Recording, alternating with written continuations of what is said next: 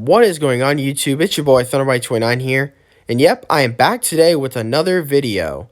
But today we're going to be doing a different kind of video, as this game, Battlefield V, is now 3 years old and it turned 3 last week. And now the new Battlefield 2042 game is going to be coming out next month. Today, let's review what went wrong with this game and why this game was a huge disaster. A lot of people will probably say, all because of the front trailer, but it was also the game too. But this game has gotten tons and tons of bad reviews. Even people hated the game even before it came out because of the controversial trailer with the woman with the pitchfork arm.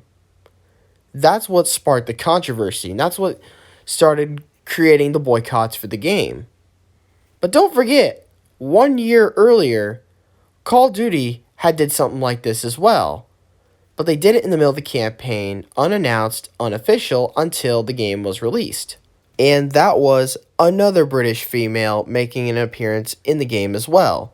Even though there were no British females that fought in World War II on the front lines, this is not the What If series made by Marvel of a woman Captain America.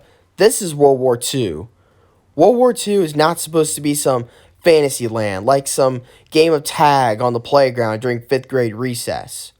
The reason why we study World War II is to prevent another major conflict like that from happening again. Alright, back on topic. So what escalated the controversy and what added more fuel to the fire was the DICE developers' response, which I'm going to read right now. I knew this was going to be a fight when I pushed for female soldiers in Battlefield. I have a daughter and I don't want to ever have to answer her question of why can't I make a character that looks like me with because you're a girl. I fundamentally feel to my core that this is the right way and I find myself on the right side of history. And I think many people will play the game despite their reservations and maybe learn something about either history or themselves. This is a part of the making games art. Well, with that whole statement, he didn't just confirm that he was forcing diversity, but he also had his head so far up his ass, trying to rewrite history just to make his daughter happy, saying that he's on the right side of history.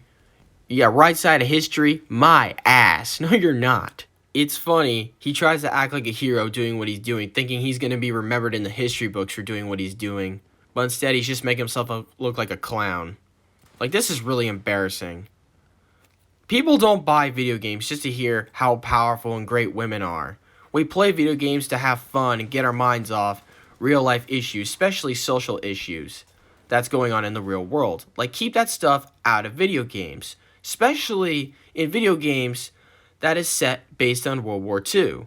Because 1940 politics and 2018 politics do not come together.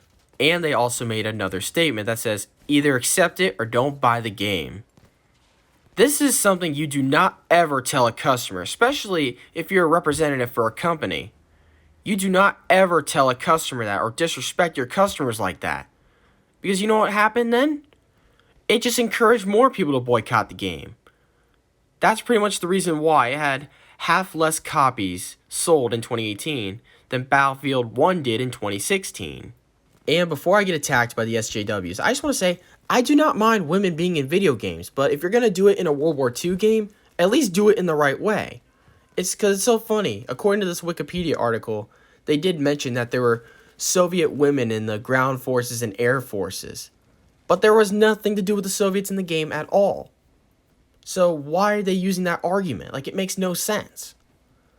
But it's so funny because in the end, during August, it was reported that their pre-order sales of Battlefield V were way weaker, being 85% behind those of Call of Duty Black Ops 4.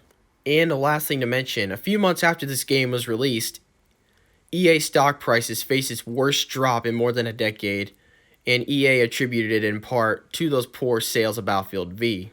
So funny thing is, they blame Battlefield V's failure for their stock prices going down.